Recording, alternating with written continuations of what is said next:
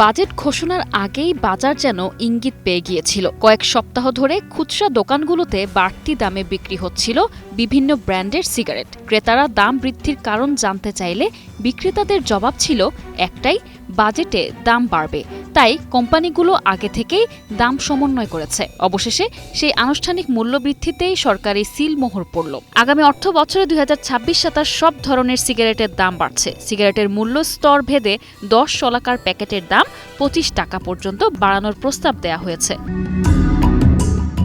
বৃহস্পতিবার জাতীয় সংসদে 2026-27 অর্থ বছরের বাজেট ঘোষণায় অর্থমন্ত্রী আমির খসরু মাহমুদ চৌধুরী তামাকজাত পণ্যের দাম ও কর বাড়ানোর জন্য এই প্রস্তাব করেছেন। নতুন বাজেটে সিগারেটের নিম্ন স্তরে প্রতি 10 শলাকার দাম বাড়িয়ে 62 টাকা করার প্রস্তাব করা হয়েছে, যা আগে 60 টাকা ছিল। মধ্যম স্তরের 10 শলাকার সিগারেটের দাম 80 টাকা থেকে 12 টাকা বাড়িয়ে 92 টাকা করার প্রস্তাব করা হয়েছে। সবচেয়ে বেশি বাড়ছে উচ্চ ও অতি উচ্চ স্তরের সিগারেটের দাম। উচ্চ স্তরের 10 শলাকার সিগারেটের দাম 140 টাকা থেকে বাড়িয়ে 160 টাকা করার কথা বলা হয়েছে। আর অতি উচ্চ স্তরের 10 শলাকার সিগারেটের দাম 185 টাকা থেকে 25 টাকা বাড়িয়ে ন্যূনতম 210 টাকা নির্ধারণের প্রস্তাব দিয়েছেন অর্থমন্ত্রী।